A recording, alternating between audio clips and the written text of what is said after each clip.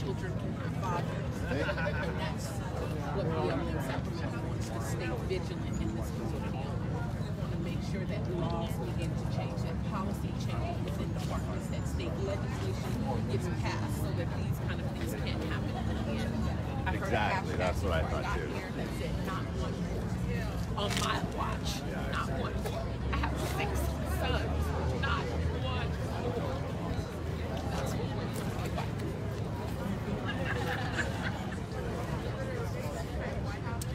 If they were doing enough, it wouldn't have taken them a year to come out with their expression. It wouldn't have taken them a year. It wouldn't have taken Daryl Steiner and other city officials a year to come off of their diocese and say, this is what I feel about this injustice.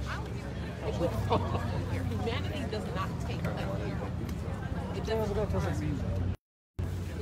Hey everyone, so I just wanted to give a little update.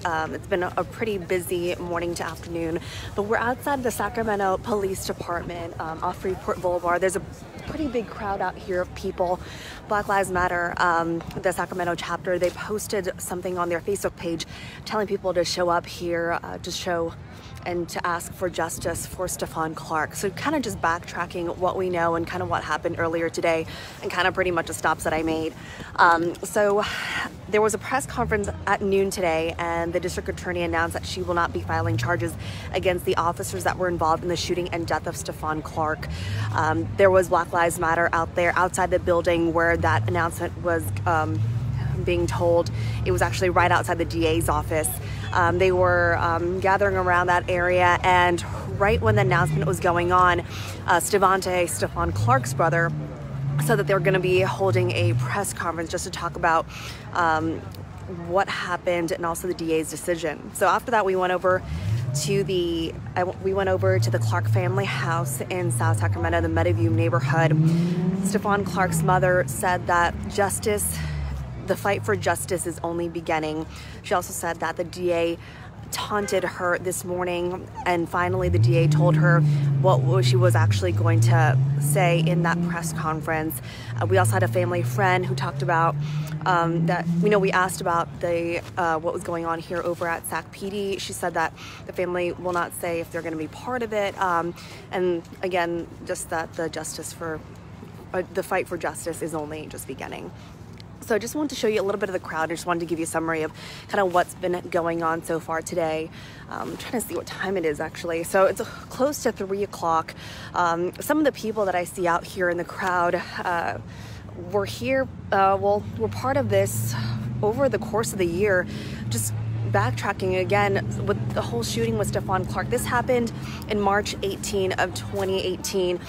Some of the people that were marching then are still out here today. A lot of them I saw covering the city council meetings about Stephon Clark, some different groups too, but let me just kind of show you the crowd right now.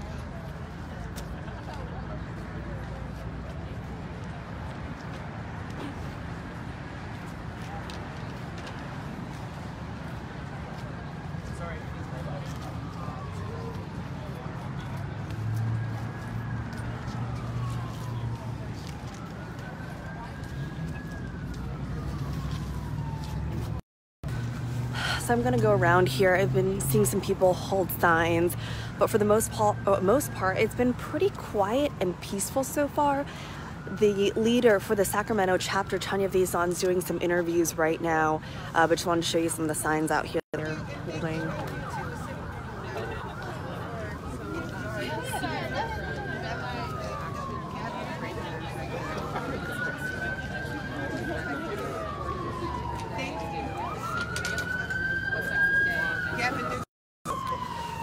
Also seeing some signs, no justice, no peace. Just circling around here while I talk to you. Another sign saying stop killing our kids. I actually see some kids out here too, just going around the crowd.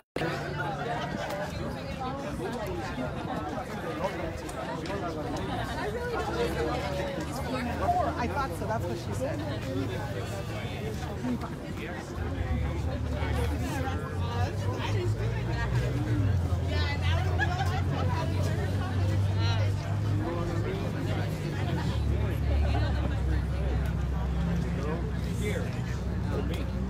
Definitely.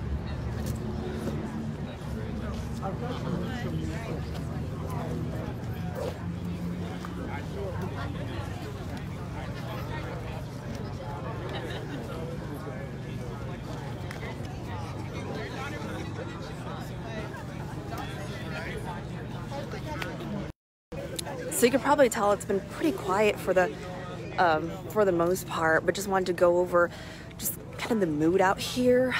It's been a really sad day for a lot of people. When I was outside the building where that announcement was going on, a lot of people were, everyone is pretty much crowding around and watching on their phones the Facebook Live, just the announcement, just waiting what the DA was going to say, because this has been such a long wait for so many people who are part of this, who have marched, who have gone to so many city council meetings. The leader for Black Lives Matter, Tanya Faison, I met with her back in October 2018, which was about 6 months after the shooting of Stephon Clark, and she actually quit her job because she said that she just could not just be at her desk and just wait for something to happen. While she said to me back then, while knowing that kids were being killed on the streets by cops, and that's what she said. So it's been a very long year for so many people. And back in October when I was talking to her, that's when Sac PD finished up their investigation and was giving their findings to the DA's office.